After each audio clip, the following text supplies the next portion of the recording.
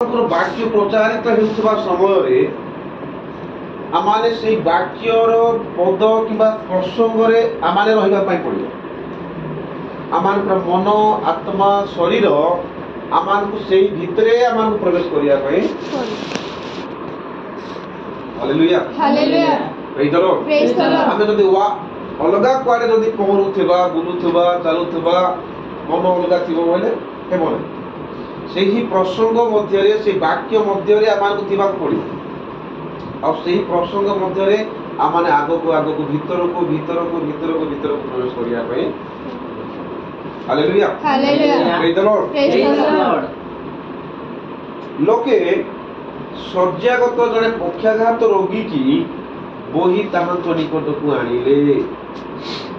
शଯ୍ୟାଗତ माने पटरे पड़ी थी शଯ୍या सोई थी उठी पारु थी। पक्षाघात कोन पैरालिसिस माने तार हाथ गोड़ किछ काम करू पड़ी रहिछि। तो सही प्रकार जने रोगी की खटरे बोही की जीसु को निकट को आनी।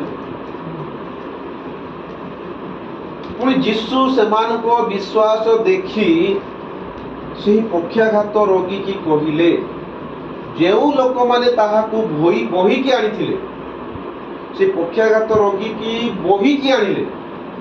अर्थात सही बोही की आनिथिबा लोक मानकर विश्वास प्रभु जीसु कोन कले देखिले। आ देखि कि कौन बोली कहिले बश्च वो साहस धर कौन करो साहस धर तुम्भर पाप सब क्षमा करा। Hallelujah hallelujah praise the Lord. Praise the Lord. कौन बोली कहले तुम्भर पाप सब क्षमा करा गला। यीशु तो बोली प्रार्थना कले नहीं जदि जने रोगी पाई आमाने प्रार्थना आमे कोन प्रार्थना करूछु यीशु को नाम रे सुस्थ हो बोली प्रार्थना करूछु। शैतान को आमे धमक देउछु विभिन्न प्रकार तेल पानी लगा लगी चाली पहुंची किंतु प्रभु कौन कले सेठारे बश्च अर्थात पो साहस धर भय कर नहीं साहस धर तुम्भर पाप सब क्षमा करागला। ता माने एही पक्षाघात रोग केउ कारण सकाश होइतिला पाप सकाश। तेणु प्रभु जीसु ताहाकू कहले तुम्भर पाप सब क्षमा करा। आ जते बेले प्रभु ताहार पाप सब क्षमा करा गला बोली कहिले ताहले ताहार सब पाप क्षमा करा गला आ सेही व्यक्ति उठिला आ से चली गला।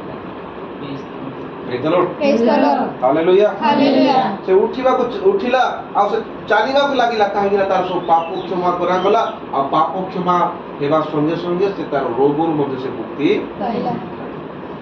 Hallelujah hallelujah praise the Lord. Praise the Lord. तो प्रथम कारण होची पाप सकाश रोग। आमान जीवन रे ख्रिस्टियन जीवन रे मध्य विभिन्न समय अनेक समय रोग आसी थाए आमाने निज को समीक्षा करिया पई पड़िबो जे केउ कारण हेतु एही रोग आसीछि। हालेलुया हालेलुया आदम एवं हव्वा पाप तार पीढ़ी पर पीढ़ी समस्त पापी आमे मध्य आमर पर पीढ़ी पर्यंत जो माने भी समस्त पाप आ समस्त को मध्य कोन हेबो ना रोग हुए। रोग एही आसुछि काहे कि ना पाप सकाश रोग आसी था। आ एही पक्षाघाती रोग पक्षाघाती कोन करथला ना ता जीवन पाप करिथि तेणु करी ताहाको रोग हेला। आ प्रभु जीसु को निकट को जते बेले ताको नै कि आसीले आ प्रभु जानिले जे पाप सकाश ए रोग रे पड़िछ। आ प्रभु ताहाको कहिले तुमर पाप सब क्षमा करा गला।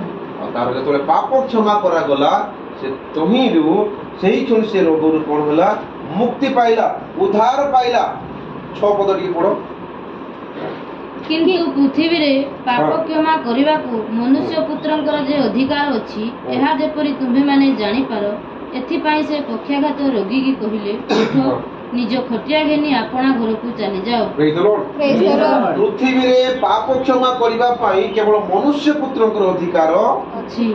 केवल यीशु ख्रीष्टंकर ही अधिकार अछि। यीशु ख्रीष्ट ही केवल पाप क्षमा करि परिबे आ कोन सी लोक पाप क्षमा करि परिबे नहीं। ଖ୍ରୀଷ୍ଟିଆନ ମାନଙ୍କ ନିକଟକୁ ଯେତେବେଳେ ଜଣେ ବ୍ୟକ୍ତି ଆସିଥାନ୍ତି ଆମେ ତାହାର ପାପ କ୍ଷମା ନିମନ୍ତେ ପ୍ରାର୍ଥନା କରୁ। ଗତ ଶନିବାର ଦିନ ତାର ବାପା ମା ତାର ଛୁଆକୁ ନେଇକି ସେମାନେ ଆସିଲେ, ବ୍ୟାକୁଳ ହେଇକି ଫୋନ କଲେ। ସେଇ ଶିଶୁ 20-22 ଦିନ ପୁଣି ସେ ବ୍ରହ୍ମପୁର ହସ୍ପିଟାଲରେ ଆଇସିୟୁ ମଧ୍ୟରେ ତାଙ୍କୁ ରଖାଯାଇଥିଲା। ଫୁଲବାଣୀ ହସ୍ପିଟାଲରେ ଥିଲେ। ସେମାନେ ଯେତେବେଳେ ଆମକୁ ଫୋନ କଲେ ତ ଆମେ କଣ କରିବା, ଆମେ ରିସ୍କ ନେବାଟା ବି ଆମ ପାଇଁ ବିପଦ ହେଇଯିବ ବୋଲି ଆମେ ଭାବୁଥିଲୁ।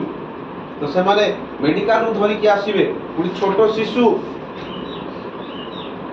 ଆମେ ଭାବୁଲୁ ଆମେ ଯାଇକି ସେଟା ପ୍ରାର୍ଥନା କରୁ ମେଡିକାଲରୁ ବୋଲି ସେମାନେ କହିଲେ ନାଇଁ ଆମେ ଆସୁ। ହଉ ଆସୁ। କିନ୍ତୁ ମେଡିକାଲରୁ ସେ ଆମେ ଭାବୁଥିଲୁ ଯେ କିଛି ସମୟ ପାଇଁ ଅଧଘଣ୍ଟା କି ଘଣ୍ଟାଟେ ପାଇଁ ବୋଧେ ସେମାନେ ମେଡିକାଲରୁ ପଳେଇ ଆସିବେ, ଡକ୍ଟର ରାଉଣ୍ଡିଂ ଫାଉଣ୍ଡିଂ ସରେଇଲା ପରେ ବୋଧେ ବୋଲି ଭାବୁଥିଲୁ। କିନ୍ତୁ ସେମାନେ ଡାଇରେକ୍ଟ ଡିସଚାର୍ଜ କରିକି ପଳେଇ ଆସିଲେ। କାହିଁକି ନା 20-22 ଦିନ ବ୍ରହ୍ମପୁର ହସ୍ପିଟାଲରେ ରହିଛି। ଆଉ ଫୁଲବାଣୀ ଡକ୍ଟର ମାନେ କହିଲେ ବ୍ରହ୍ମପୁରରେ ଯଦି ରହିଲଣି ବୋଲେ ଫୁଲବାଣୀ ଆସିଲେ ଆମେ ଆଉ କଣ କରୁ? ଗୋଡ଼ କିଛି କାମ କରୁନି, ଗୋଡ଼ ଛୁଇଁଲେ କାନ୍ଦୁଛି, ତେଲ ଲଗେଇକି ପ୍ରାର୍ଥନା କଲେ କାନ୍ଦିଲା ପ୍ରବଳ। ଥଣ୍ଡା ଖସି ଯାଇଛି ନା କଣ ହେଇଛି ପ୍ରଭୁ ଡକ୍ଟର ମାନେ ମୋତେ ଚିନ୍ତା। ହାଲେଲୁୟା, ପ୍ରେଜ୍ ଦ ଲର୍ଡ। ଆମେ ପ୍ରାର୍ଥନା କଲୁ, ଗୋଟେ ଘଣ୍ଟାରେ ଆମେ ତାଙ୍କ ପାଇଁ ପ୍ରାର୍ଥନା କଲୁ। ତାର ବାପା ମାଆକୁ କହିଲୁ ତୁମେ ପାପ ସ୍ୱୀକାର କର, ପାପ କ୍ଷମା ମାଗ। ତୁମର ପାପ ସକାଶୁ ହୁଏତ ସେ ଛୁଆକୁ ରୋଗ ହେଇଥିବ କି ପିତୃପୁରୁଷ ମାନଙ୍କର ପାପ ସକାଶୁ ହେଇଥିବ। ଏଣୁକରି କଣ କର, ପ୍ରଥମରେ ପାପ କ୍ଷମା ପ୍ରଭୁଙ୍କଠାରେ ମାଗ, ତାପରେ ଆମେ ସୁସ୍ଥତା ପାଇଁ ପ୍ରାର୍ଥନା। ଏହା କେବଳ ଖ୍ରୀଷ୍ଟିଆନ ମାନେ ହିଁ କରନ୍ତି। ଅନ୍ୟ କୌଣସି ଗୋଷ୍ଠୀର କି ଅନ୍ୟ କୌଣସି ଜାଗାରେ ଏ ପ୍ରକାର କାର୍ଯ୍ୟ କରାଯାଏ। ଦୁନିଆ ପାଖକୁ ଗଲେ ସେ କହିବ କି ତୁମେ ପାପ କରୁଛ ବୋଲି। ସେ ଝଡ଼ା ଫୁଙ୍କା କରିବ, କଣ କଣ ଆବଶ୍ୟକ ସବୁ ଲିଷ୍ଟ ବନେଇବ। ମେଡିକାଲ ଗଲେ ଡକ୍ଟର କହିବ କି ତୁମେ ପାପ କରିଛ ବୋଲି, ସେ ଟ୍ରିଟମେଣ୍ଟ କରିବ। କିନ୍ତୁ ଖ୍ରୀଷ୍ଟିଆନ ମାନଙ୍କ ପାଖକୁ କିମ୍ବା ପ୍ରଭୁଙ୍କର ସେବକ ମାନଙ୍କ ପାଖକୁ ଯେତେବେଳେ ଜଣେ ନୂତନ ଭାବରେ ଆସେ, ସେମାନେ ହିଁ ତାହା କହିବେ କାଳେ ତମେ କିଛି ପାପ ସକାଶେ ତାହା ହେଇଥିବ, ତେଣୁକରି ତାହା ପାପ କ୍ଷମା।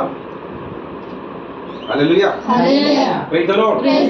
ଆମେ ପ୍ରାର୍ଥନା କଲୁ। କାଲି ଆଉ ଥରେ ଦିନ ବେଳା ମୁଁ ଫୋନ କରିଥିଲି, ଆଉ କହୁଥିଲେ ଅବଶ୍ୟ ଆମେ ଦେଖି ନାହିଁ, ବୋଧେ ତାର ଟିକେ ସେଇ ଗୋଡର ପୁଣି ଆଙ୍ଗୁଠି ଟିକେ ଟିକେ ହଲଉଛି ବୋଲିକି କହୁଥିଲେ ଜଣେ ମା। ପ୍ରେଜ୍ ଦ ଲର୍ଡ, ହାଲେଲୁୟା। ତାର ଗୋଡ କିଛି କାମ କରୁନଥିଲା, ଆଉ ସେହି ଗୋଡରେ ସେ ପୁଣି ତାର ଟିକେ ଡାହାଣ ଗୋଡ ଟିକେ ଆଙ୍ଗୁଠି ଟିକେ ଟିକେ ହଲଉଛି। ଯଦି ପ୍ରଭୁ ଅନୁଗ୍ରହ କରିବେ କିଛି ବଡ କଥା। ଆମେ ସାଧାରଣ, ଆମେ ଖାଲି ଜଣଙ୍କ ପାଇଁ ମାଗୁଛୁ ପ୍ରଭୁ ତୁମେ ଦୟା, ଆଉ ପ୍ରଭୁ ଚାହିଁଲେ କିଛି ବି ଅସମ୍ଭବ। ହାଲେଲୁୟା, ପ୍ରେଜ୍ ଦ ଲର୍ଡ। ପାପ ସକାଶୁ ରୋଗ ଆସିଥାଏ। ଦ୍ୱିତୀୟ କାରଣ ହେଉଛି ଅନାଜ୍ଞାବହତା ସକାଶୁ ରୋଗ ଆସିଥାଏ। ଦ୍ୱିତୀୟ ବିବରଣ 28 ଅଧ୍ୟାୟ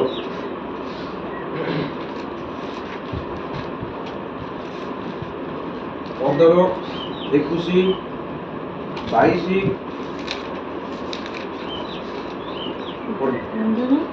ଦ୍ୱିତୀୟ ବିବରଣ 28 ଅଧ୍ୟାୟ 15 ପଦ।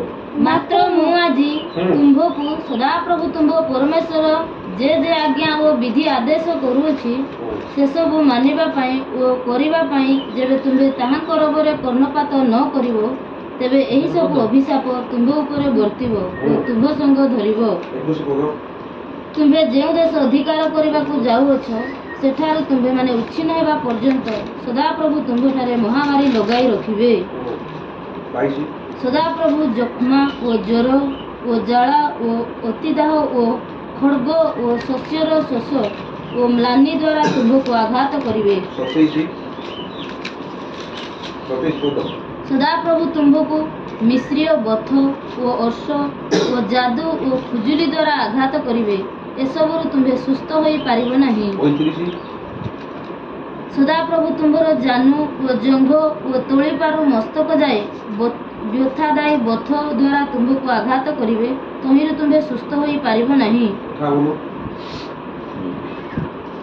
ସଦାପ୍ରଭୁ ତୁମ୍ଭ ପରମେଶ୍ୱର ଏହି ଗୌରବମୟ ଓ ଭୟଙ୍କର ନାମକୁ ଭୟ କରିବା ପାଇଁ ଯେବେ ଏହି ପୁସ୍ତକରେ ଲିଖିତ ବ୍ୟବସ୍ଥାର ସମସ୍ତ କଥା ପାଳିବାକୁ ମନୋଯୋଗ ନ କରିବ,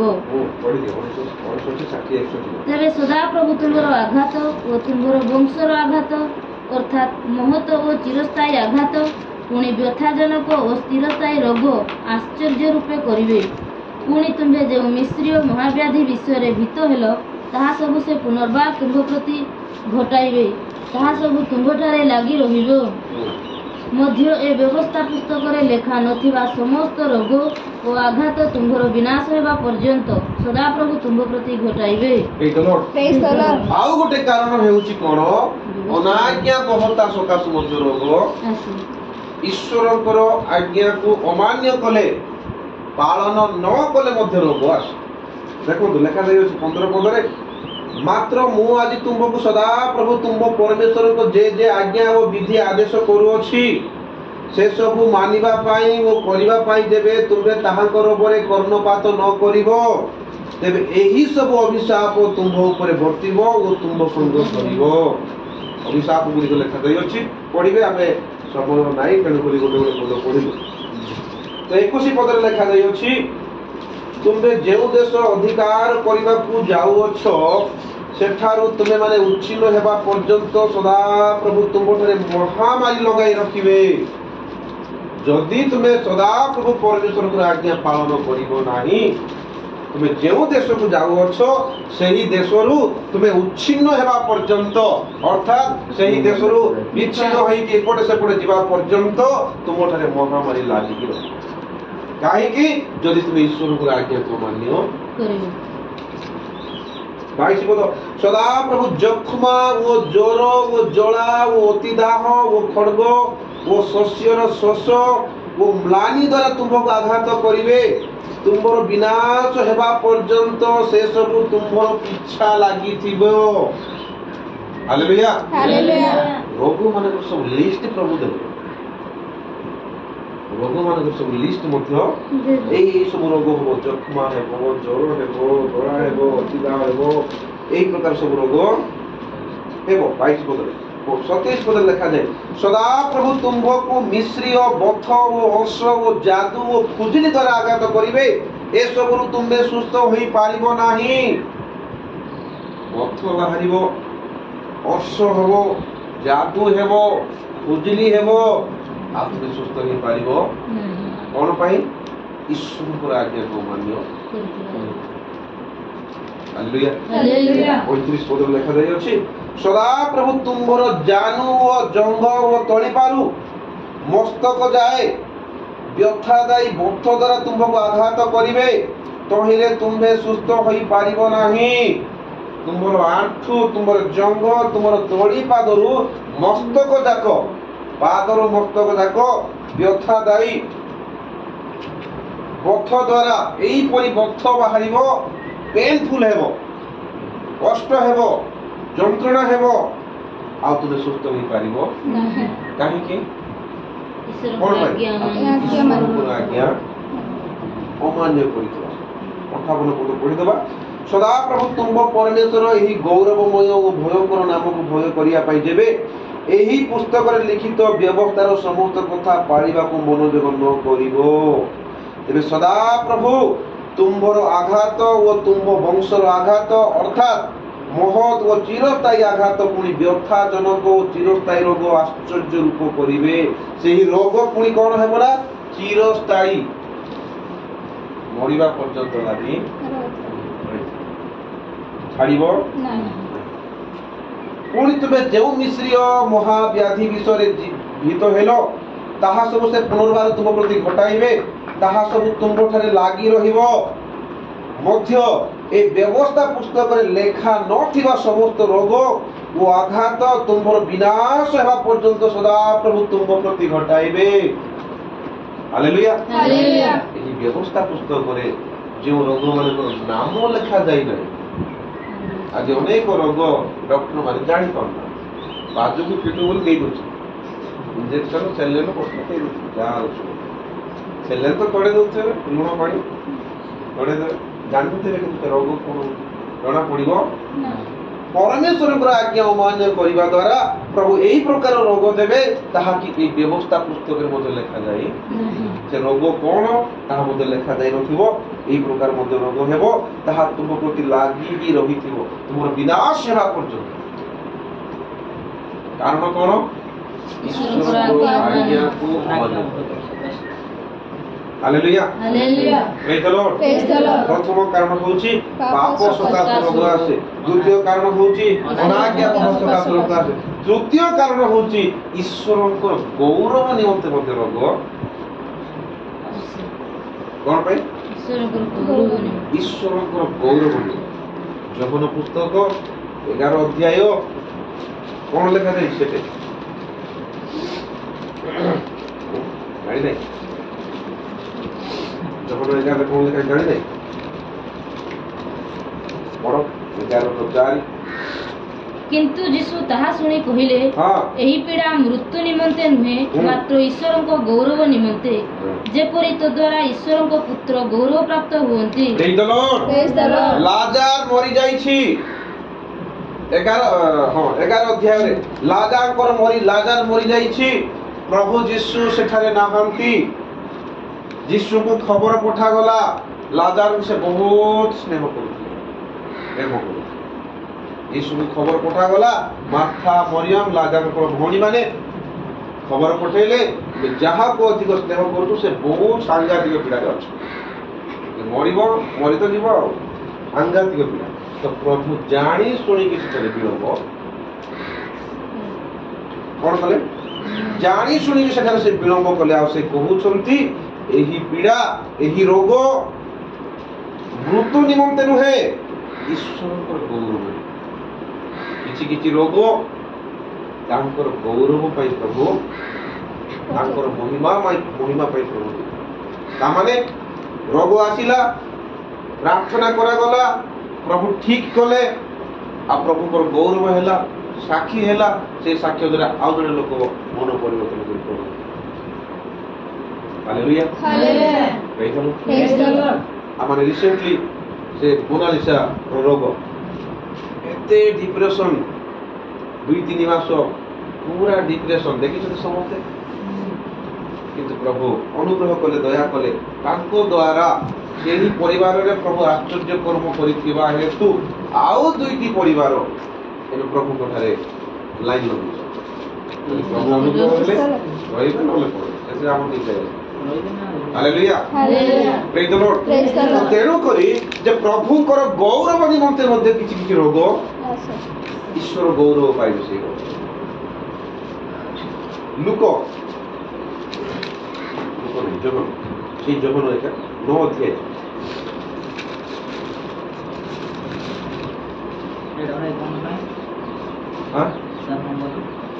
ଈଶ୍ୱରଙ୍କ ଈଶ୍ୱରଙ୍କର ଗୌରବ। ଗୌରବ।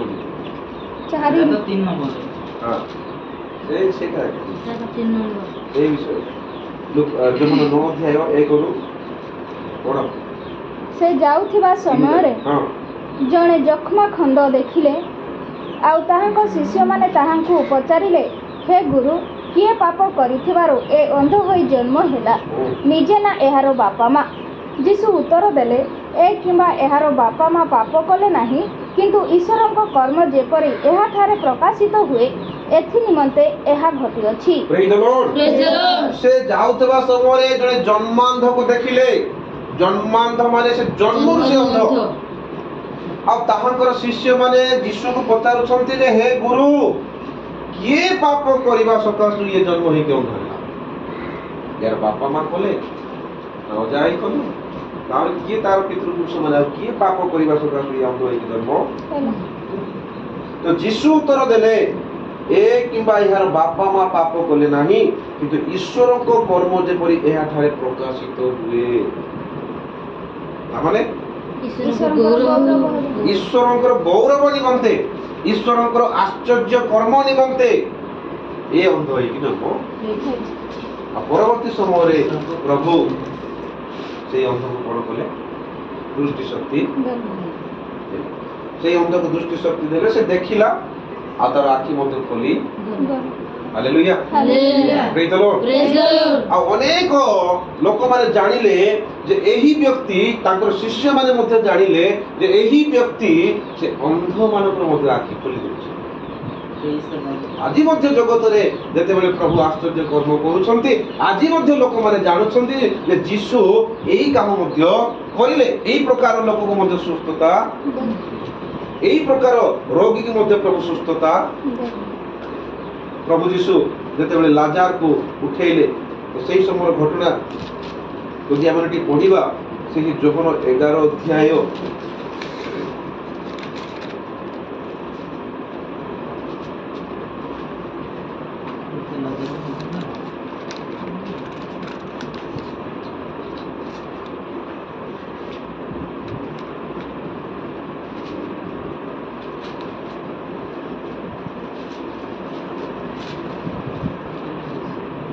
ପଇଁଚାଳିଶ ପଡ଼। ଅତଏବ ଯିହୁଦୀ ମାନଙ୍କ ମଧ୍ୟରେ ଅନେକ, ଅର୍ଥାତ୍ ଯେଉଁମାନେ ମରିୟମଙ୍କ ନିକଟକୁ ଆସିଥିଲେ ଓ ଯୀଶୁଙ୍କ କର୍ମ ଦେଖିଥିଲେ, ସେମାନେ ତାହାଙ୍କଠାରେ ବିଶ୍ୱାସ କଲେ। 47 ସେଥିରେ ପ୍ରଧାନ ଯାଜକ ଓ ଫାରୁସୀମାନେ ମହାସଭା ଆହ୍ୱାନ କରି କହିଲେ, ଆମ୍ଭେମାନେ କ'ଣ କରୁଅଛୁ? ଏ ଲୋକ ତ ଅନେକ ଆଶ୍ଚର୍ଯ୍ୟ କର୍ମ କରୁଅଛି। ହାଲେଲୁୟା। ହାଲେଲୁୟା। ପ୍ରଧାନ ଯାଜକ ମାନେ ଆଉ ଫାରୁସୀ ମାନେ ଗୋଟେ ସଭା ଆହ୍ୱାନ କଲେ, ଗୋଟେ ମିଟିଂ ଡାକିଲେ, ଆଉ କହିଲେ ଆମେ କି କାମ କରୁଛୁ? এই ବ୍ୟକ୍ତି ତ ବହୁତ ବଡ଼ ବଡ଼ ଆଶ୍ଚର୍ଯ୍ୟ କର୍ମ। ହାଲେଲୁୟା। ହାଲେଲୁୟା। ତା ଅର୍ଥ ଲାଜାରଙ୍କର ମୃତ୍ୟୁ ଈଶ୍ୱରଙ୍କର ଗୌରବ ନିମନ୍ତେ, ଈଶ୍ୱରଙ୍କର ମହିମା ନିମନ୍ତେ, ଆଉ ଈଶ୍ୱରଙ୍କର ଆଶ୍ଚର୍ଯ୍ୟ କର୍ମ ଅନ୍ୟମାନେ ଦେଖିପାରିବେ। ତେଣୁକରି ପ୍ରଭୁ ତାଙ୍କର ଶିଷ୍ୟମାନଙ୍କୁ କହିଲେ, ଏହି ପୀଡ଼ା ମୃତ୍ୟୁ ନିମନ୍ତେ ନୁହେଁ, ଏହି ପୀଡ଼ା ଈଶ୍ୱରଙ୍କର ଗୌରବ। ଆଉ ଅନେକ ଯିହୁଦୀ ମାନେ ସେଇଦିନ ଆସିଥିଲେ। ଯିହୁଦୀ ମାନଙ୍କ ମଧ୍ୟରେ ଅନେକ, ଅର୍ଥାତ୍ ଯେଉଁମାନେ ମରିୟମଙ୍କ ନିକଟକୁ ଆସିଥିଲେ ଓ ଯୀଶୁଙ୍କ କର୍ମ ଦେଖିଥିଲେ, ସେମାନେ ତାହାଙ୍କଠାରେ ବିଶ୍ୱାସ କଲେ। ଆଉ ଯେଉଁ ସେହି କର୍ମ ଦେଖିକି, ସେହି ଆଶ୍ଚର୍ଯ୍ୟ କର୍ମ ଦେଖିକି ଅନେକ ଯିହୁଦୀ ମାନେ ଏବଂ ଯେଉଁମାନେ ସେଠାକୁ ଆସିଥିଲେ ସେମାନେ ବିଶ୍ୱାସ କଲେ। ପ୍ରଧାନ ଯାଜକ ମାନେ, ଫାରୁସୀ ମାନେ, ସେମାନେ ବ୍ୟତିବ୍ୟସ୍ତ ହେଇଗଲେ। ହାଲେଲୁୟା। ହାଲେଲୁୟା। ପ୍ରେଜ୍ ଦ ଲର୍ଡ। ସେମାନେ ବ୍ୟତିବ୍ୟସ୍ତ ହେଇଗଲେ। ଆମେ କି କାମ କରୁଛୁ, ଆମେ କି କ'ଣ କରୁଛୁ? ଏମାନେ ତ ମହା ଆଶ୍ଚର୍ଯ୍ୟ କର୍ମ କରୁଛନ୍ତି। ଏହାଙ୍କ ଦ୍ୱାରା ତ ମୃତ୍ୟୁ ଜୀବନ ପାଇଲା। 4 ଦିନର ମଡ଼ା ଲାଜାର ସେ ବଞ୍ଚୁଛି। ଆମେ କ'ଣ କାମ କରୁଛୁ? ହାଲେଲୁୟା। ହାଲେଲୁୟା। ପ୍ରେଜ୍ ଦ ଲର୍ଡ। ତେଣୁ ଖ୍ରୀଷ୍ଟର ଈଶ୍ୱରଙ୍କ ଲୋକମାନେ ଈଶ୍ୱରଙ୍କର ଗୌରବ ନିମନ୍ତେ ମଧ୍ୟ ରୋଗ ଆସେ। ଆସିଥାଏ। ଚତୁର୍ଥ କାରଣ ଆମେ ଦେଖିବା, ଅଯୋଗ୍ୟ ଭାବରେ ପ୍ରଭୁ ଭୋଜ ନେବା ହେତୁ ମଧ୍ୟ ରୋଗ ଆସିଥାଏ। ଆମେ ଡେଲି ପ୍ରତ୍ୟେକ ମାସରେ ତାହା ଅଧ୍ୟୟନ କରୁଛୁ। ଓ ପୁସ୍ତକରେ ଲେଖାଯାଇଛି, ପ୍ରଥମ କରନ୍ତୁ 11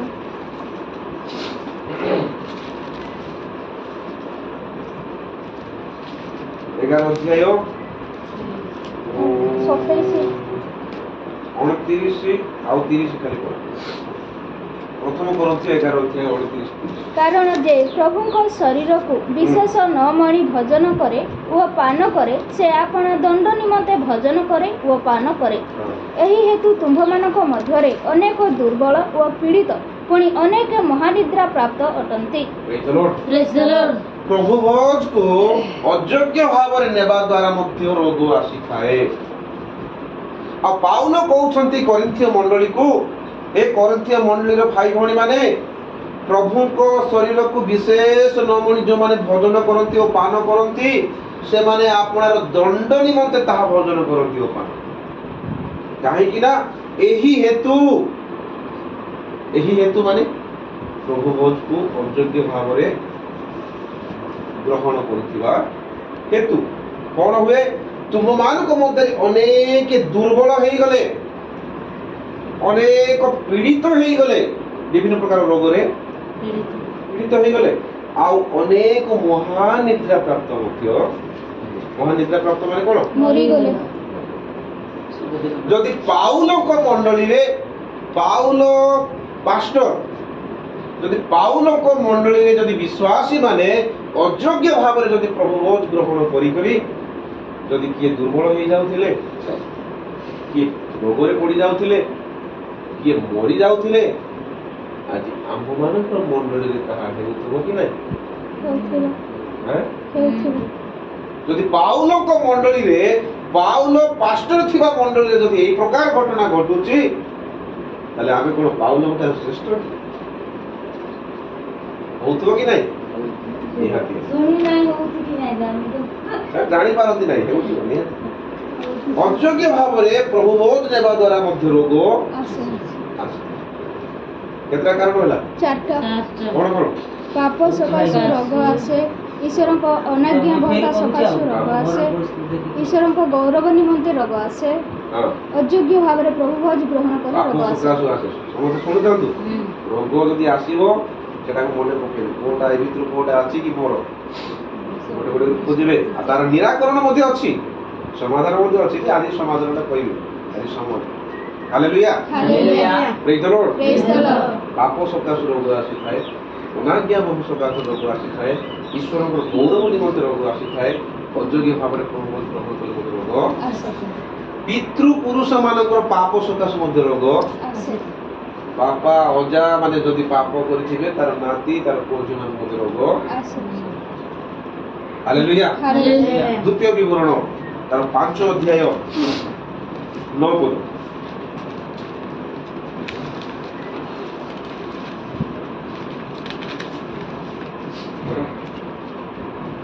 ତୁମ୍ଭେ ସେମାନଙ୍କୁ ପ୍ରଣାମ କରିବ ନାହିଁ କି ସେମାନଙ୍କର ସେବା କରିବ ନାହିଁ, ଯେହେତୁ ଆମ୍ଭେ ସଦାପ୍ରଭୁ ତୁମ୍ଭ ପରମେଶ୍ୱର ସ୍ୱଗୌରବ ରକ୍ଷଣରେ ଉଦ୍ଯୋଗୀ ପରମେଶ୍ୱର ଅଟୁ।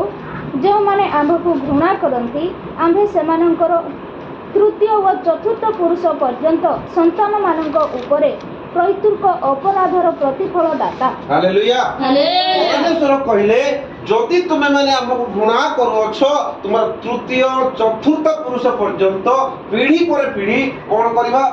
ତୁମର ପିତୃପୁରୁଷ ମାନେ ଯୋଉ ପାପ କରିଛନ୍ତି ସେହି ପାପର ଫଳ, ସେହି ପାପର ଦଣ୍ଡ ଆମେ ଦେବା। ହାଲେଲୁୟା। କିଏ କହିଲେ ଏଟା? ଯଦି ମନୁଷ୍ୟ କହିବେ ହେମିତି ଗୋଟେ ହବ କି, ସିଏ ସିନା କରୁ ସିଏ ପାଇବ। ଆଉ ପିତୃପୁରୁଷ ମାନଙ୍କର ପାପର ଦଣ୍ଡ ମଧ୍ୟ ପୁରୁଷମାନଙ୍କ ପାଖରେ ଆସିଥାଏ, ତେଣୁକରି ମଧ୍ୟ ରୋଗରେ ପଡ଼ିବ। ଗୋଟେ ଉଦାହରଣ ପାଇଁ ଦେଖିବା, ଦ୍ୱିତୀୟ ରାଜାବଳୀ 5 ଅଧ୍ୟାୟ ତାର 27 ପଦ।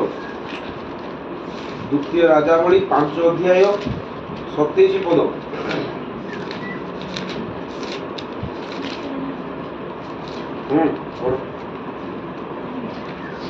ଯେହେତୁ ନାମାନର କୁଷ୍ଠରୋଗ ତୁମ୍ଭଠାରେ ଓ ତୁମ୍ଭ ବଂଶରେ ସଦାକାଳ ଲାଗି ରହିବ, ଏଥିରେ ଗିହେଜି ହିମତୁଲ୍ୟ ଓ ଶ୍ଵେତକୁଷ୍ଠଗ୍ରସ୍ତ ହୋଇ ତାଙ୍କ ସାକ୍ଷାତରୁ ବାହାରି ଗଲା। ହାଲେଲୁୟା। ନାମାନର କୁଷ୍ଠ ରୋଗ ଗିହେଜିଙ୍କ ଠାରେ ଲାଗିଗଲା। କାହିଁକି ନା ଗିହେଜି ନାମାନଙ୍କ ପଛେ ପଛେ ଦୌଡ଼ିଲା, ତାଙ୍କ ଠାରୁ ସୁନା ରୂପା ମୂଲ୍ୟବାନ ଜିନିଷ ଧରିକି ପଳେଇ ଆଇଲା। ଇଲିଶାୟକୁ ନ ଜଣେଇକି, ଶୁଣ, ଇଲିଶାୟକୁ ନ ଜଣେଇକି, ଇଲିଶାୟର ଦାସ ଗିହେଜି ଥିଲା, କିନ୍ତୁ ଯେଉଁ ନାମାନ କୁଷ୍ଠିକୁ ଇଲିଶାୟ ସୁସ୍ଥ କଲେ। କେମିତି ସୁସ୍ଥ କଲେ?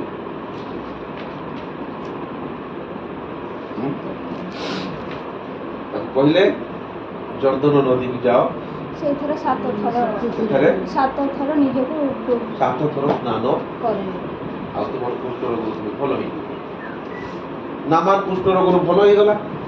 ଭଲ ହେଇଗଲା ପରେ ସେ ଇଲିଶାୟଙ୍କ ପ୍ରତି କିଛି ମୂଲ୍ୟବାନ ଦ୍ରବ୍ୟ ସେ ଦେବା ପାଇଁ ଇଚ୍ଛା କଲା, କିନ୍ତୁ ଇଲିଶାୟ ତାହା ଗ୍ରହଣ କଲେ ନାହିଁ। କିନ୍ତୁ ଇଲିଶାୟଙ୍କର ଦାସ ଯୋଉ ଗିହେଜି ଯିଏ ଥିଲା, ତାଙ୍କୁ ତାହା ଲୋଭ ଲାଗିଲା। ଆଉ ସେ କଣ କଲା? ସେ ନାମାନର ପଛେ ପଛେ ପଛେ ପଛେ ଦୌଡ଼ି ଯାଇ ସେହି ମୂଲ୍ୟବାନ ଲେଖାଯାଇଛି ତାର ରୂପା ପୋଷାକ ଏହିପରି ଜିନିଷକୁ ସେ କଣ କଲା? ତାଠୁ ମାଗିକି ଧରିକି, ଆଉ ଇଲିଶାୟ ତାହା ଜାଣିଲେ ଯେ ଗିହେଜି ଏଇ ପ୍ରକାର କାମ କରିଅଛି, ମୁଁ ତାକୁ ମାଗଣାରେ ସୁସ୍ଥ କରିକି ପଠେଇଲି, ଇଏ ପଛରେ ପଛରେ ତାକୁ ଦୌଡ଼ିଛି, ବାଟରେ ତାକୁ ଧରା ପାଇଛି, ତାଠୁ ସୁନା ରୂପା ସବୁ ଧରିକିରି ଆସିଛି। ଏହା କିଏ ଜାଣିଲେ? ଇଲିଶାୟ। ଆଉ ଜାଣିଲା ପରେ କଣ ବୋଲି କହୁଛନ୍ତି? ନାମାନର କୁଷ୍ଠ ରୋଗ ତୁମ୍ଭଠାରେ ଓ ତୁମ୍ଭ ବଂଶରେ ସଦାକାଳ ଲାଗି ରହିବ।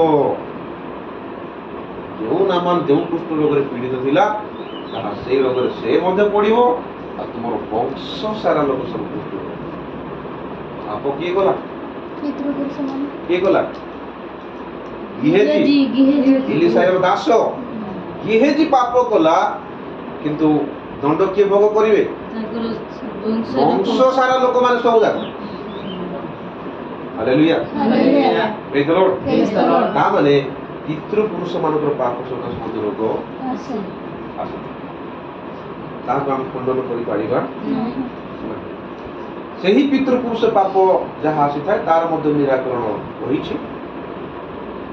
ଆଉ ଗୋଟେ କାରଣ ଯଦି ଦେଖିବା ମାନେ ସାଧାରଣ ଭାବରେ ବୟସ ଅନୁକ୍ରମରେ ମଧ୍ୟ ରୋଗ आसे ଆସେ ହଁ କି ନାହିଁ ବୟସ ଅନୁକ୍ରମରେ ବେଶୀ ବୟସ ହେଇଯିବ 60-65 ବର୍ଷ ହେଇଯିବ ଆଣ୍ଠୁ ଗଣ୍ଠି ଟିକେ ଟିକେ ଆରମ୍ଭ ହେଇଯିବ ଟ୍ରେଣ୍ଡ ଫେଣ୍ଡ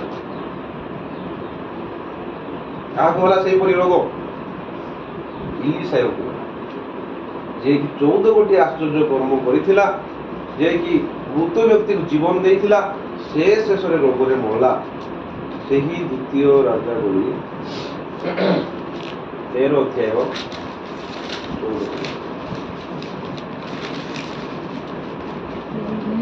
ଇଲିସାୟ ଯେଉଁ ପୀଡ଼ାରେ ମଲେ ସେହି ପୀଡ଼ାରେ ପୀଡ଼ିତ ହୁଅନ୍ତେ ଇସ୍ରାଏଲର ରାଜା ଜୟେଶ ତାଙ୍କ ନିକଟକୁ ଆସି ତାଙ୍କ ଉପରେ ରୋଦନ କରି କହିଲେ, ହେ ଆମ୍ଭ ପିତଃ, ହେ ଆମ୍ଭ ପିତଃ, ହେ ଇସ୍ରାଏଲର ରଥ ଓ ତହିଁର ଅଶ୍ୱାରୋହୀ ଗଣ। ଇଲିସାୟ କେମିତି ମଲେ ପୀଡ଼ାରେ ପୀଡ଼ାରେ ରୋଗରେ ଯେ କହିବା ଦ୍ୱାରା କୁଷ୍ଠ ରୋଗ ସୁସ୍ଥ ହେଲା ଯେ କହିବା ଦ୍ୱାରା ମୃତ ବ୍ୟକ୍ତି ମାନେ ଜିନ୍ଦା ହେଇଗଲେ ସେ ଲୋକ କେମିତି ମରୁଛନ୍ତି ରୋଗରେ ରୋଗରେ ହାଲେଲୁୟା ହାଲେଲୁୟା ପ୍ରେଜ୍ the Lord Praise the Lord. ଆଉ ଗୋଟେ କାରଣ ମଧ୍ୟ ଅଛି ତ ବୟସ ଅନୁକ୍ରମରେ ମଧ୍ୟ ରୋଗ ଆସେ ଆସିଥାଏ ଆଉ ସେଇ ପଏଣ୍ଟରେ ଯଦି ଆମେ ନେବା ଆହୁରି ମଧ୍ୟ ଅଲଗା ବିଷୟ ମଧ୍ୟ ଅଛି ଆମର ଅବହେଳିତ ଜନିତ ମଧ୍ୟ ରୋଗ ଆସିଥାଏ ଖାଇବା ପିଇବା ଡିଷ୍ଟର୍ବାନ୍ସରେ ମଧ୍ୟ ରୋଗ ଆସେ ନ ଗାଧେଇବେ ନାହିଁ 4 ଦିନ 6 ଦିନ ସପ୍ତାହ ଗାଧେଇବେ ନାହିଁ ବୋଲି ରୋଗ ଆସେ ସାଙ୍ଗେ ଥଣ୍ଡା ଧରିବ ଠିକରେ ଗାଧେଇବେ ନାହିଁ ଠିକରେ ଖାଇବେ ନାହିଁ ଠିକରେ ଶୋଇବେ ନାହିଁ ନିଦ ନ ଶୋଇଲେ ମଧ୍ୟ ରୋଗ ଆସେ ହାଲେଲୁୟା ହାଲେଲୁୟା ପ୍ରେଜ୍ the Lord Praise the Lord. ଥଣ୍ଡା ଦିନ ଇସନଫୁଲିଆ ଥିବ ଆଇସ୍କ୍ରିମ ଯଦି ଖାଇବ ଥଣ୍ଡା ଧର ସେଥିପାଇଁ ମଧ୍ୟ ରୋଗ ଆସିବ ଅବହେଳିତ ଜନିତ ରୋଗ ଆମେ ବେଳେ ବେଳେ ନିଜକୁ ସମୀକ୍ଷା କରୁ ଯେ ନାଇଁ ନାଇଁ ମୁଁ ଏମିତି କାମ କଲି ଥଣ୍ଡା ପାଣି ପିଇଦେଲି ବୋଲି ସେ ମୋତେ ଥଣ୍ଡା ହେଇଗଲା praise the Lord Praise the Lord. Hallelujah hallelujah ଆଉ ଗୋଟେ ରୋଗ କଣ ପାଇଁ ଆସେ ଅନ୍ୟର ପାପକୁ କ୍ଷମା ନ କଲେ ମଧ୍ୟ ରୋଗ ଆସେ ଅନ୍ୟର ପାପ ଯଦି ଆମେ କ୍ଷମା କରିନାହୁଁ ତାହେଲେ ମଧ୍ୟ ରୋଗ ଆସେ 2 କରନ୍ଥୀୟ 2 ଅଧ୍ୟାୟ 10-11 ପଦଟି ଆମେ ପଢିବା ଶୀଘ୍ର ଶୀଘ୍ର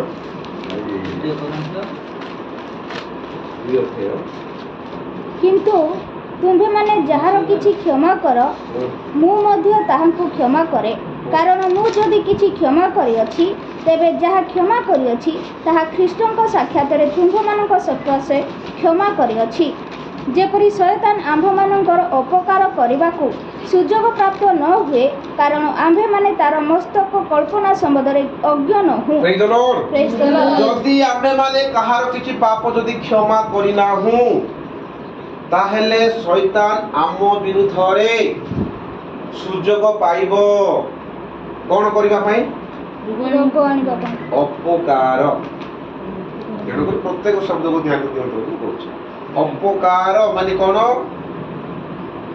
କଣ ଅପକାର ମାନେ ଉପକାର ତ କିଛି କରିବ ନାହିଁ ଅପକାର କରିବ ଅନିଷ୍ଟ କରିବ ଅପକାର ମାନେ ତା ବିରୋଧରେ କାର୍ଯ୍ୟ କରିବ ଅପକାରର ଓଲଟାଟା ଉପକାର ଉପକାର ମାନେ ଭଲ କାମ ଉପକାର କରିବା ମାନେ କଣ ଭଲ ଭଲ କାମ କାମ ଅପକାର ମାନେ ଖରାପ ହାଲେଲୁୟା ହାଲେଲୁୟା ପ୍ରେଜ୍ the Lord Praise the Lord. ଯଦି ଆମ୍ଭେମାନେ କାହାର ପାପ ଯଦି କ୍ଷମା ଦେଇନାହୁଁ କାହା ସହିତ ଯଦି ଆମମାନଙ୍କର ମନ ମାଳିନ୍ୟ ରହିଛି ଯଦି ଆମମାନଙ୍କ ମଧ୍ୟରେ କ୍ଷମା ହେଇନାହିଁ ତାହେଲେ ଶୈତାନ ସୁଯୋଗ ପାଇବ ଆମମାନଙ୍କର ଅପକାର କରିବା ପାଇଁ ତ तो से सुजोग जेतेबेले पाइबो से अपकार करिवो अपकार करिवो माने कोन करिवो भलो करिवो कि ए रोग निहाती आनी देबो कोन कोन विशृंखला आनिबो विभिन्न प्रकार विषय हालेलुया प्रेज द लॉर्ड सेनु माथ्यू 5 अध्याय रे प्रभु कहिले जदि तुमे वेदी निकट को जाउछो आ तुमर जदि मने पड़ी गला तुमर भाई सहित तुमर मन मालिन्य होईछि ताहले नैवेद्य को रखि दियो प्रथमे जाओ भाई सहित मिलन हुओ तापर नैवेद्य तुम उत्सर्ग करिवो हालेलुया प्रेज द लॉर्ड नचेत तुमर नैवेद्य ग्राह्य हेबो नहीं पढ़ो टिके मथ्यू 5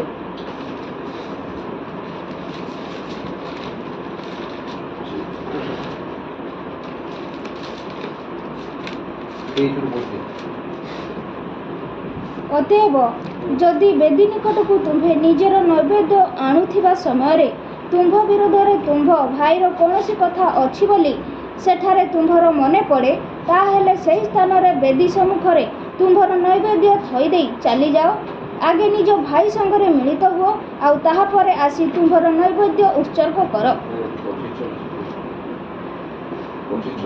ତୁମ୍ଭର ବିବାଦୀ ସହିତ ବାଟରେ ଥିବା ସମୟରେ ଶୀଘ୍ର ତାହା ପ୍ରତି ମିଳନର ଭାବ ଦେଖାଅ କାଳେ ବିବାଦୀ ତୁମ୍ଭକୁ ବିଚାରକର୍ତ୍ତାଙ୍କ ହସ୍ତରେ ସମର୍ପଣ କରିବ ପୁଣି ବିଚାରକର୍ତ୍ତା ତୁମ୍ଭକୁ ପଦାତିକ ହସ୍ତରେ ସମର୍ପଣ କରିବେ ଆଉ ତୁମ୍ଭେ କାରାଗାରରେ ନିକ୍ଷିପ୍ତ ହେବ ମୁଁ ତୁମକୁ ସତ୍ୟ କହୁଅଛି ତୁମ୍ଭେ ଶେଷ ପାହୁଲାଟି ନ ଶୁଣିବା ପର୍ଯ୍ୟନ୍ତ ସେ ସ୍ଥାନରୁ କୌଣସି ପ୍ରକାରେ ବାହାରି ଆସିପାରିବ ନାହିଁ हालेलुया हालेलुया যদি বিবাদী তুম সহিত তোমার বিবাদী মানে তোমার যে বিবাদ করুছি যে বিরোধ করুছি তাহা সহিত তুমি বাটরে মিলন হেবা সময়ে শীঘ্র তাহা প্রতি মিলিত হুও যদি তুমি সেই বিবাদী সহিত মিলিত ন হেল আউ সে তুমকু বিচারকর্তাଙ୍କ হস্ତରେ সমর্পণ করিব পুଣି বিচারকর্তা তুমকু পদাতিক হস্ତରେ সমর্পণ করিবে আউ তুমি কারাগাରରେ নিক্ষিপ্ত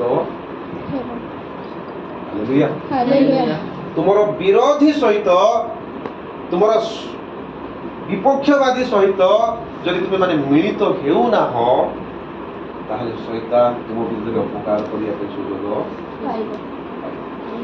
मन रखता बेटा तेनु शीघ्र क्षमा कर दे मन शैतान सुयोग पाइ आ से कोन करिवो मु तुमको सत्य कहूछि तुमे शेष पाहुलाटी न सुझिबा पर्यंत से स्थान रु कोनोसी प्रकार बाहरी आसी पारिबो नहीं शेष पाहुलाटी अर्थ जहा सब भूल करिछ जहा भी क्षमा देबार अछि ताहा सब गोटी गोटी करी क्षमा न देबा पर्यंत बे से रोगरु बा से कारागार बोली कहिबार अर्थ शैतान रो बंधन कारागार बोली माने भाबतु नै जे जेल में पके देबो शैतान रो बंधन मध्य में बाहरी पाइबो hallelujah hallelujah praise the Lord गोटे जागा रे सासु बहु मध्य रे गंडगोल हैला सासु बहु धार्मिक जो सासु ता ऊपर सब बेले विरक्त होउछि सब बेले गंडगोल लागि रहिला सासु बुढ़ी को कैंसर है से सासु बहु मध्य गंडगोल चली से प्रार्थना को जाउछंती गिरजा को जाउछंती क्रिश्चियन बहुत मध्य नेउछंती चली तार कैंसर है और जते बेले बालक आज्ञा तांको घर को गले प्रार्थना कले और से कहिले जे सासु बहु परस्पर क्षमा दिया निया सीता को क्षमा मानु सीता को क्षमा सासु कहला मु क्षमा मांगी बहु हेबने मु काई क्षमा दिन दिन जते बेले अतिक्रम पड़ी गला सासुर रोग बढ़ी बढ़ी गला पेनफुल हैला जंत्रणा हैला पुणी कोन करिवो बालक को डाकिला आज्ञा रोग कमु नाही आउरी बढ़ी बढ़ी जाउची सेटा गोटे ही बाट अछि क्षमा मागम या किछि ओ ठीक अछि आज्ञा आसम तो क्षमा मागबी तार बहु को कहला ठीक अछि बहु सॉरी बोली कहला खाली खाली क्षमा मागला सॉरी पास्टर आज्ञा कहले सॉरी परि काम देबो गोटी गोटी कोई पाहुला सब मने पकी कि सुझिबा को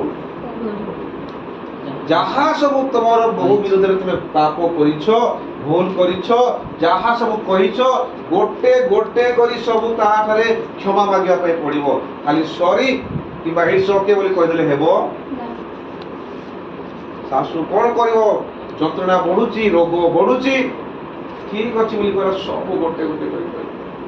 ତୋ ବିରୋଧରେ ମୁଁ ଏମିତି କରୁଥିଲି, ତୋ ବିରୋଧରେ ମୁଁ ସେମିତି କରୁଥିଲି, ସବୁ ଯାହା ଯାହା ସବୁ କରିଛି ସବୁ ଗୋଟେ ଗୋଟେ କରି ସବୁ ପ୍ରକାଶ। ସେ ଯାହା ସବୁ ତାର ବୋହୂ ବିରୋଧରେ କରିଛି, ଅଲଗା କୌଣସି ବୋହୂ ହେଲେ ତାକୁ କ୍ଷମା ଦେବ ନାହିଁ, କିନ୍ତୁ ସେ ପବିତ୍ର ଧାର୍ମିକ ଥିବାରୁ ସେ କ୍ଷମା। ପାଷ୍ଟର ଆଜ୍ଞା ପ୍ରାର୍ଥନା କଲେ, ତା ପରଦିନ କେମିତି ସମ୍ଭବ? ହାଲେଲୁୟା, ପ୍ରେଜ୍ ଦ ଲର୍ଡ। ଅନ୍ୟମାନଙ୍କର ପାପ ଯଦି ଆମେ କ୍ଷମା କରିପାରୁନାହୁଁ ତାହେଲେ ମଧ୍ୟ ରୋଗ ଆସୁ। ଆଉ କେମିତି କ୍ଷମା କରାଯିବ? ଅନ୍ତର ସହିତ।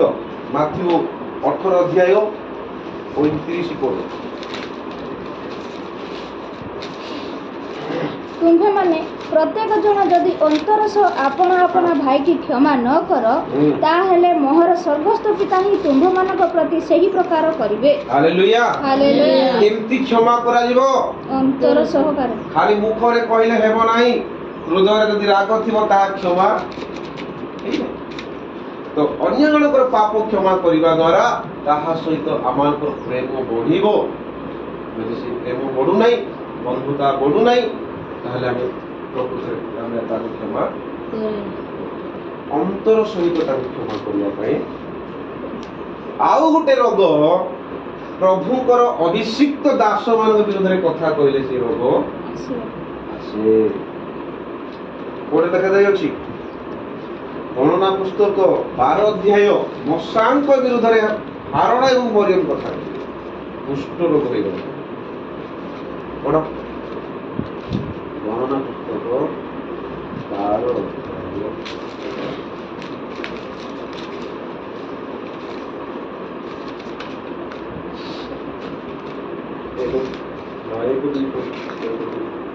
ମଶା ଏକ କୁଶିଆ ସ୍ତ୍ରୀ କି ବିବାହ କରିଥିଲେ, ଏଣୁ ମରିୟମ ଓ ହାରଣ ସେହି କୁଶିଆ ସ୍ତ୍ରୀ ସକାଶୁ ମଶାଙ୍କ ବିରୁଦ୍ଧରେ କଥା କହିଲେ। ସେମାନେ କହିଲେ, ସଦାପ୍ରଭୁ କି କେବଳ ମଶାଙ୍କ ସହିତ କଥା କହିଅଛନ୍ତି, ସେ କି ଆମ୍ଭମାନଙ୍କ ସହିତ ମଧ୍ୟ କଥା କହି ନାହାନ୍ତି? ମାତ୍ର ଏ କଥା ସଦାପ୍ରଭୁ ଶୁଣିଲେ। ମଶା ପୃଥିବୀସ୍ଥ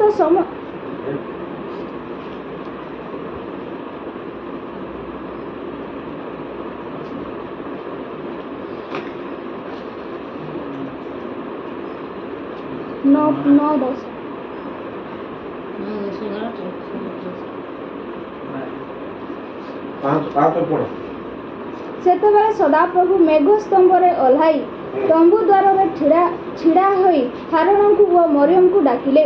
ତେଣୁ ସେମାନେ ଦୁହେଁ ବାହାର ହୋଇ ଆସିଲେ। ତେବେ ସେ କହିଲେ, ଆମ୍ଭର ବାକ୍ୟ ଶୁଣ। ଯେବେ ତୁମ୍ଭମାନଙ୍କ ମଧ୍ୟରେ କେହି ଭବିଷ୍ୟତ ବକ୍ତା ଥାଏ, ତେବେ ଆମ୍ଭେ ସଦାପ୍ରଭୁ କୌଣସି ଦର୍ଶନ ଦ୍ୱାରା ତାହା ପ୍ରତି ଆପଣଙ୍କୁ ପ୍ରକାଶ କରିବା, ଆମ୍ଭେ ସ୍ୱପ୍ନ ଦ୍ୱାରା ତାହା ସହିତ କଥା କହିବା। ଆମ୍ଭର ସେବକ ମଶା ତଦ୍ରୂପ ନୁହେଁ, ସେ ଆମ୍ଭର ସମସ୍ତ ଗୃହ ମଧ୍ୟରେ ବିଶ୍ୱାସ ପ୍ରାପ୍ତ ଅଟେ। ଆମ୍ଭେ ତାହା ସହିତ ଦୃଢ଼ ବାକ୍ୟରେ ନୁହେଁ, ମାତ୍ର ମୁଖାମୁଖି ହୋଇ ପ୍ରକାଶ ରୂପେ କଥା କହିବା ଓ ସେ ସଦାପ୍ରଭୁଙ୍କର ଆଶ୍ଚର୍ଯ୍ୟ ଦର୍ଶନ କରିବ। ଏ ହେତୁ ତୁମ୍ଭେମାନେ ଆମ୍ଭ ସେବକ ବିରୁଦ୍ଧରେ ମଶା ବିରୁଦ୍ଧରେ କଥା କହିବାକୁ କାହିଁକି ଭୀତ ହେଲ ନାହିଁ? ପରମେଶ୍ୱର ହାରଣ ଏବଂ ମରିୟମକୁ କହିଲେ, ଆମ୍ଭ ଦାସ ମଶାଙ୍କ ବିରୋଧରେ ତୁମେ କାହିଁକି କଥା କହିଲ? ତୁମକୁ ଟିକେ ଭୟ ଲାଗିଲା ନାହିଁ?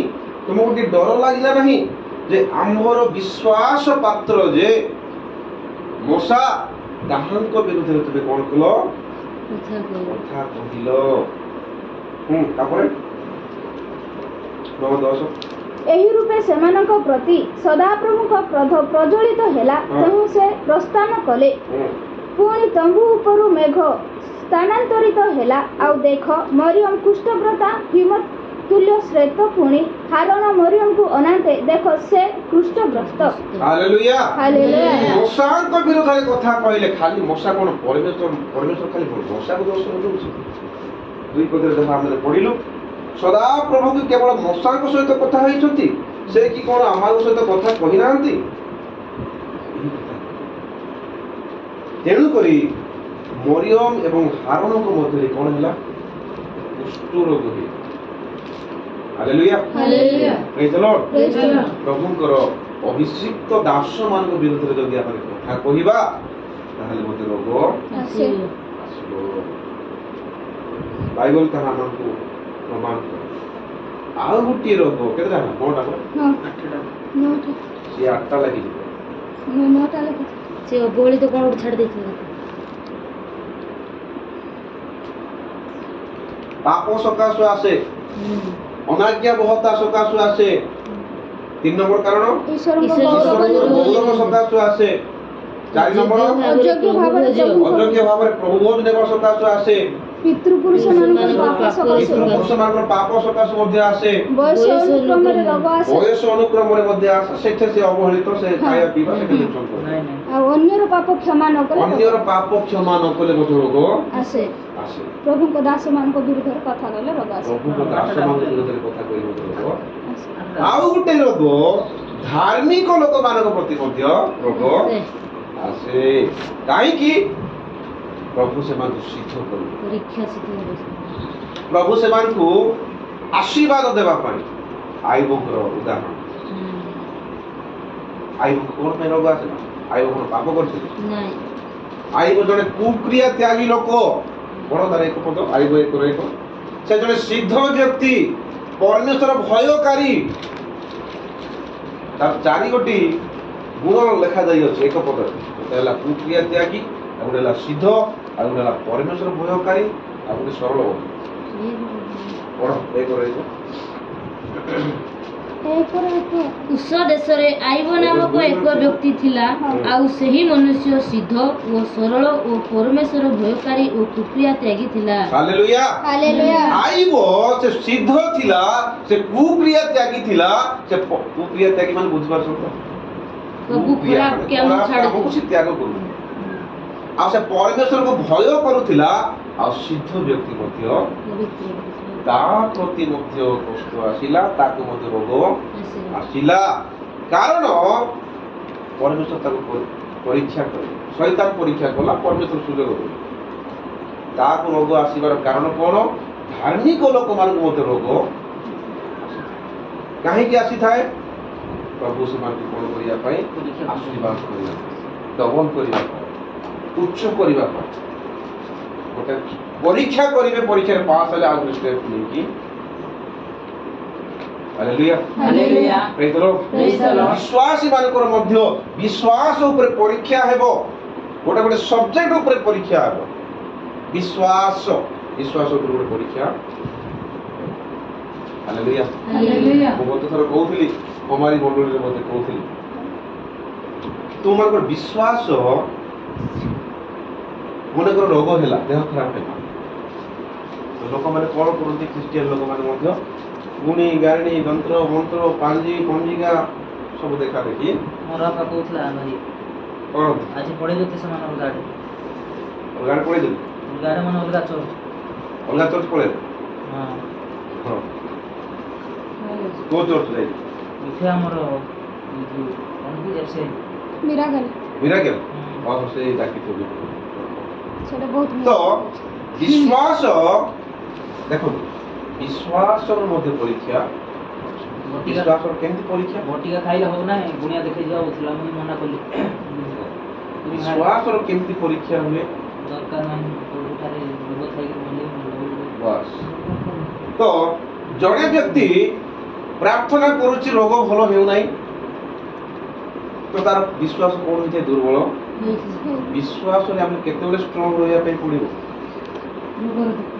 ଏବେ ତ କହିଲେ ଆମେ ବିଶ୍ୱାସ କରୁଛୁ, ଠିକ୍ ଅଛି, ଯେ ପ୍ରାକ୍ଟିକାଲି ଯେତେବେଳେ ଆମେ ଅଭାବରେ ଥିବା, ଯେତେବେଳେ ସମସ୍ୟାରେ ଥିବା, ଯେତେବେଳେ ରୋଗରେ ଥିବା, ସେ ସମୟରେ ଯଦି ଆମେ ବିଶ୍ୱାସ ଦୃଢ଼ କରିପାରୁଛୁ, ତାହା ହେଉଛି ସଫଳତା। ବିଶ୍ୱାସର ସଫଳତା, ବିଶ୍ୱାସର ପ୍ରକ୍ରିୟା ଆମେ ପାସ୍ କରୁଛୁ। ତ ସାଧାରଣ ଭାବରେ ସମସ୍ତେ ଆମେ ବିଶ୍ୱାସ କରୁଛୁ, କିନ୍ତୁ ପ୍ରାକ୍ଟିକାଲି ଯେତେବେଳେ ପରିସ୍ଥିତି ଆସିବ, ସେହି ପରିସ୍ଥିତି ମଧ୍ୟରେ ଆମକୁ ବିଶ୍ୱାସ ଧରି ରଖିବା ପାଇଁ এই সময় গুণী জ্ঞানী তন্ত্র মন্ত্র বিদ্যা মেডিকাল যাও, ট্রিটমেন্ট হো, ডক্টর দেখো, বড় বড় হসপিটাল যাও, সেটা ঠিক আছে। কিন্তু ଈଶ୍ୱରଙ୍କୁ ଦୁଃଖ ଦେଲା ପରି ଈଶ୍ୱରଙ୍କର ଦୃଷ୍ଟିରେ ଯାହାକି ଉତ୍ତମ ନୁହେଁ ସେ ସବୁ କାର୍ଯ୍ୟ ଆମେ କରିବା। ଝାଡ଼ ବୋଲ ସୁମାର ନାରାୟଣ ବୋଲି ଜଣେ ଭାଇ ଜାଣିଥିବ କି କହିଲେ, ତାର ସ୍ତ୍ରୀ ଯୋଉ ନୂଆ ସାହି କଣ ତା ନା ସସ୍ମିତା ପ୍ରଭୁଙ୍କଠାରେ ଥିଲେ। କଣ ଗୋଟେ ତାର ଗୋଡ଼ ବଥା ହେଲା, ପ୍ରାର୍ଥନା କଲା, ବୋଧେ ଭଲ ହେଲା ନାହିଁ, ଛାଡ଼ି ଦେଇକି ପଳେଇଲେ। ସିନ୍ଦୁର ଚିତା ଚରିତ୍ର ମାଗି ବୁଲୁଛି। এটা যেତେବେଳେ ପ୍ରଚାର କରୁଥିଲି ଶାନ୍ତିର ମା ସେତେବେଳକୁ କହୁଛି ଆଉ କାଣା କରିବେ ପ୍ରଭୁ ଭଲ କଲେ ନ କଲେ କାଣା କରିବେ ଗଲା ତମର ବିଶ୍ୱାସ ସେତିକି କାଣା କରିବେ ପ୍ରଭୁ ଯଦି ଭଲ ନ କରିବା ବୋଲେ ଯିବେ କାହିଁକି ଫେର ତାହେଲେ ବିଶ୍ୱାସ ଗଲା। ଆଉ ବିଶ୍ୱାସ ତମେ କେତେବେଳେ ଧରୁଛ? ସବୁ ଶିକ୍ଷା ଦିଆ ହେଇଗଲାଣି ଭାଇ। ଠିକ ଥିବା ସମୟରେ ନାହିଁ ଠିକ ଥିବା ସମୟରେ ବିଶ୍ୱାସ, ସେତେବେଳେ ବିଶ୍ୱାସ ପରୀକ୍ଷା କରାଯାଏ। ଦୁର୍ବଳ ଥିବା ସମୟରେ, ପରିସ୍ଥିତି ଜଟିଳ ଥିବା ସମୟରେ ତମେ ବିଶ୍ୱାସକୁ ଧରି ପାରୁଛ କି ସେଟା ହଉଛି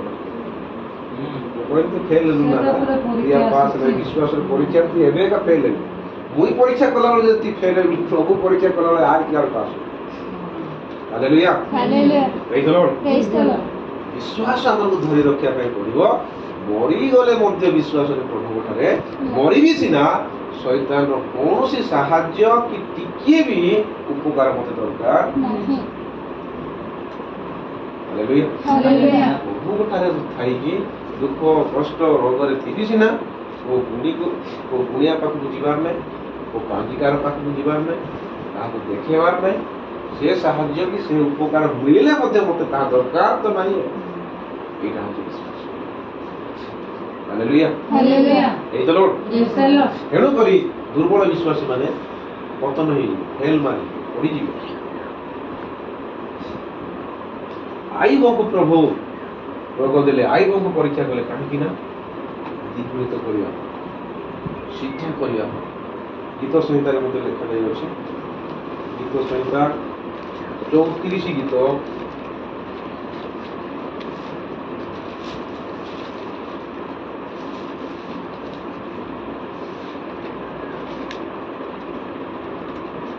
34:19। ଧାର୍ମିକର ବିପଦ ଅନେକ, ମାତ୍ର ସେ ସବୁରୁ ସଦାପ୍ରଭୁ ତାହାଙ୍କୁ ଉଦ୍ଧାର କରନ୍ତି। ଧାର୍ମିକର ବିପଦ ଅନେକ, ଧାର୍ମିକ ଲୋକମାନଙ୍କ ବିପଦ ଅନେକ, କିନ୍ତୁ ସେ ସମସ୍ତ କ୍ଷେତ୍ରରୁ ପ୍ରଭୁ ସେମାନଙ୍କୁ ଉଦ୍ଧାର କରିବେ।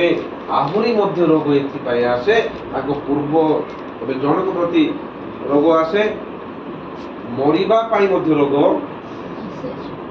ମୃତ୍ୟୁ ପାଇଁ ମଧ୍ୟ ରୋଗ।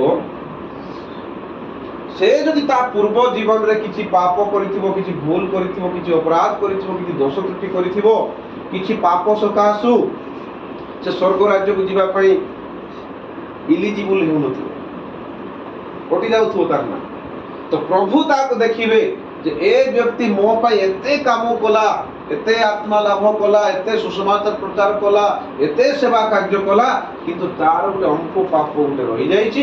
ଏହି ପାପ ସକାଶୁ ସେ ସ୍ୱର୍ଗକୁ ଯାଇପାରୁନାହିଁ। ତେଣୁକରି କଣ କରିବା? ତାର ପାପର ଦଣ୍ଡ ତାକୁ ଶରୀରରେ ତାର ପାପର ଦଣ୍ଡକୁ ତାକୁ ଶରୀରରେ ଭୋଗ କରାଇକି ୟାର ଆତ୍ମାକୁ ଆମେ କଣ କରିବା? ହାଲେଲୁୟା। ପ୍ରେଜ୍ ଦ ଲର୍ଡ। ସେଥିପାଇଁ ମଧ୍ୟ ପ୍ରଭୁ ଦଣ୍ଡ ଦିଅନ୍ତି। ପ୍ରଥମ କରନ୍ଥୀ 5:2 ଜଣେ ଏହିପରି କାର୍ଯ୍ୟ କରିଅଛି, ଜଣେ ବ୍ୟଭିଚାର କରିଅଛି କରିନ୍ଥୀୟ ମଣ୍ଡଳୀରେ। ପାଉଲ ତାକୁ କଣ କଲେ? ତ କଣ କରାଯିବ? ଏ ତ ପାପ କରିଛି, ଏ ତ ମରିବା ପାଇଁ ଯୋଗ୍ୟ, ୟାର ଆତ୍ମା ରକ୍ଷା ପାଇବ ନାହିଁ। ତାକୁ କଣ କଲେ?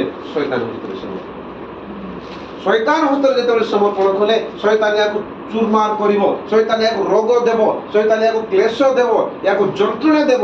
ଆଉ ୟାର ପାପର ଦଣ୍ଡ, ଯାହା ପାପ କରିଛି ଏ ଶରୀରରେ ଯଦି ସେ ସବୁ ପାପର ଦଣ୍ଡ ଭୋଗିବ, କିନ୍ତୁ ୟାର ଆତ୍ମା ରକ୍ଷା ପାଇବ।